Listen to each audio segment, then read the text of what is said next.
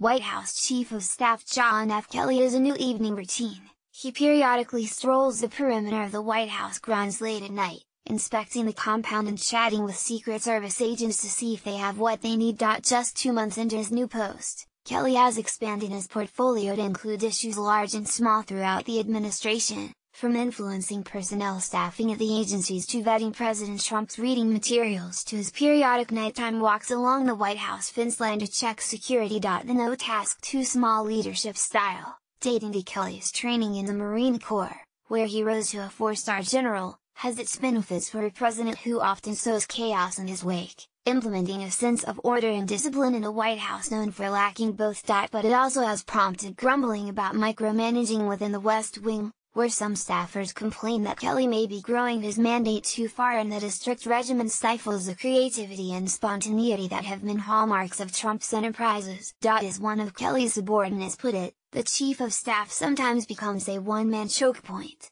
This portrait of Kelly's management style is based on interviews with more than a dozen senior administration officials and Republicans close to the White House. In his first month as President Trump's chief of staff, John F. Kelly has brought discipline to the White House, sometimes to the frustration of Trump.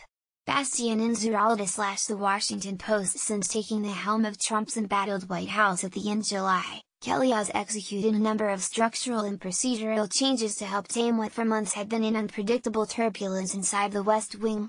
Kelly has required that Ivanka Trump, the president's oldest daughter, go through them first when she wants to speak with her father about anything involving the administration, a requirement she has so far followed.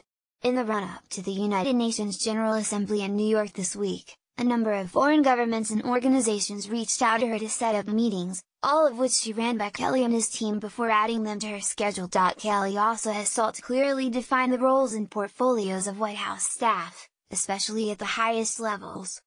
Under Kelly's tenure, anyone with the top title, Assistant to the President, must have a clear realm of responsibility. Some jobs are more obvious. Hope Hicks, the new communications director, runs point on communications strategy.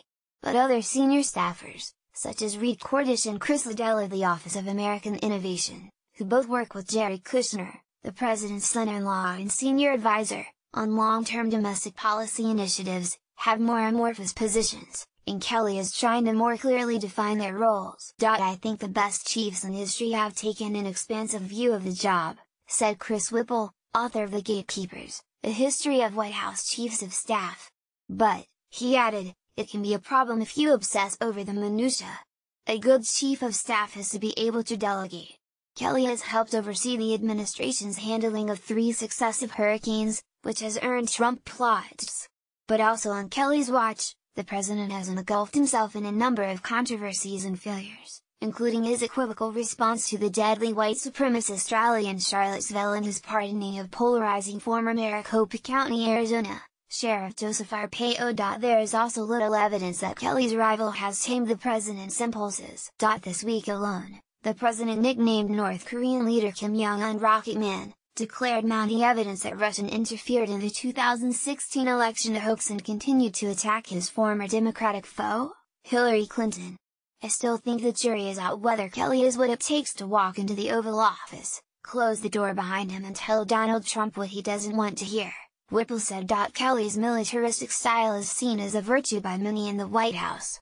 On Air Force One flights and at a hotel restaurant in Arizona, Kelly has insisted that he be served last, after the rest of his team has received their food. During one meeting on the plane, he wordlessly delivered an extra order of fries from the galley for a need who had been hungrily eyeing a co-worker's order. Gone are the days when someone can waltz into the Oval Office armed with specious data and attempt to manipulate the president's thinking on an issue. People hoping to talk to Trump about policy have to submit an official request, which includes having their briefing materials vetted and fact-checked in advance. He's been a great addition to the administration and been very helpful in promoting more responsibility with each staffer and a greater level of accuracy and accountability.